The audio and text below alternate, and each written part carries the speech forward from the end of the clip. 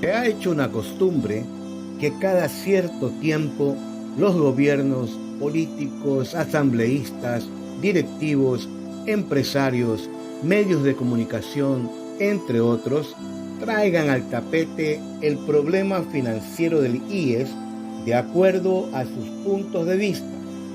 destacando que se hace necesario una reforma integral del mismo, que en pocas palabras significa se alargue el tiempo y las aportaciones actuales, que son de 60 y 65 años de edad, y 360 aportaciones para acceder a la jubilación, y que además se cambie la fórmula actual de cálculo para las pensiones jubilares, porque se considera que la expectativa de vida de los afiliados ha aumentado en años, es decir, ahora los ecuatorianos viven más, de acuerdo a los argumentos esgrimidos especialmente por directivos del IES y gobiernos de turno. Argumento contrario a lo que actualmente estudios internacionales al respecto demuestran, que la expectativa de vida de las personas ha disminuido como consecuencia de la pandemia del COVID-19. Sin embargo, aquí los llamados expertos consideran todo lo contrario. Pero, ¿dónde está realmente el problema? Que se lo evade por conveniencia, tratando de romper la cuerda por el lado más fino. Analicemos la situación. Al afiliado o trabajador ecuatoriano le corresponde entregar un aporte mensual al IES del 9.45% de su sueldo o salario, mientras que al empleador el 11.15% del salario del trabajador. Y si el afiliado quiere jubilarse, debe tener mínimo 60 años de edad y cumplir con el pago de sus aportaciones durante 30 años mínimo, o dicho de otra manera, cumplir 360 aportaciones para poder hacerlo, recibiendo entonces como pensión mensual vitalicia el 70% del promedio de sus mejores 5 años de aportación. En cambio, de querer recibir el 100%, deberá esperar a cumplir los 65 años de edad, siempre y cuando su empleador, que mensualmente le descuenta dichos valores, los haya pagado al IES y no esté en mora patronal. Caso contrario, no podrá ni jubilarse ni acceder a medicamentos, atención hospitalaria, entre otros beneficios que le corresponden, mientras dure la mora del empleador con el Seguro Social, que en la práctica puede durar años. Mientras tanto, ¿qué culpa tiene el asegurado que está obligado a sufrir las consecuencias? Entre los que deben al IES tenemos en primer lugar al gobierno o los gobiernos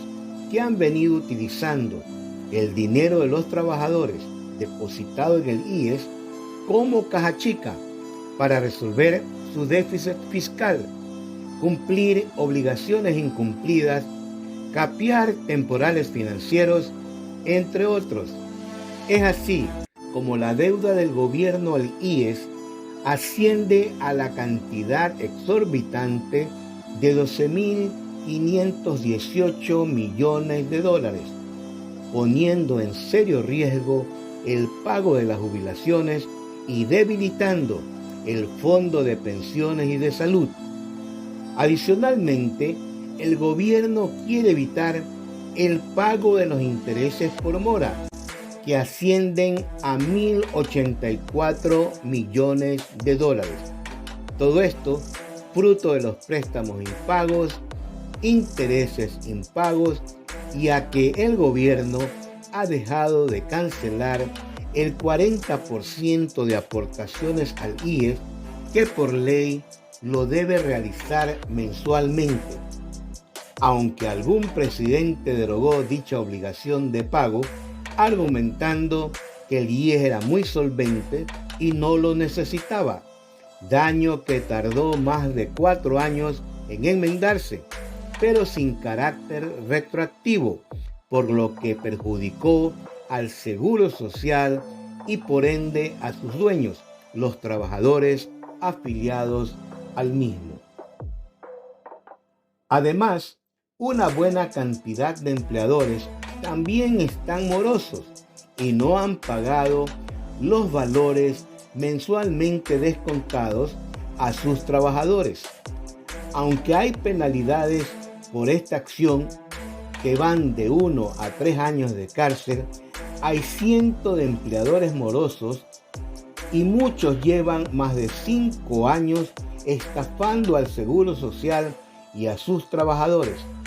pues los mismos no podrán jubilarse o recibir atención médica por estas fraudulentas acciones.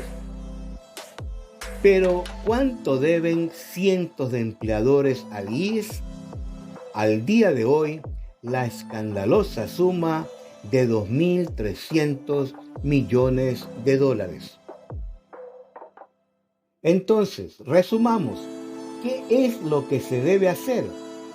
Primero, cobrar a los morosos, gobierno y empleadores que están perjudicando las finanzas del IES y por ende a los verdaderos dueños del Seguro Social, los trabajadores ecuatorianos, que durante más de 30 años depositan un porcentaje de su sueldo al IES y no pueden retirarlo. Ya quisieran tener los bancos esta ganga, millones de dólares congelados por más de 30 años y trabajar con ese dinero dando créditos de consumo, hipotecarios, entre otros, tal como lo hace el IES a través del BIES, y lograr mejores utilidades que las obtenidas en los últimos años sin tener esa gran masa de dinero congelado en sus arcas. Cobremos a los morosos, pues son más de 14.000 millones de dólares lo que está en juego y que definitivamente está afectando la estabilidad económica del IES, y no son las jubilaciones o las prestaciones otorgadas a los afiliados y jubilados. Que se rompa la soga por donde se tiene que romper y no por el lado de los más débiles o necesitados.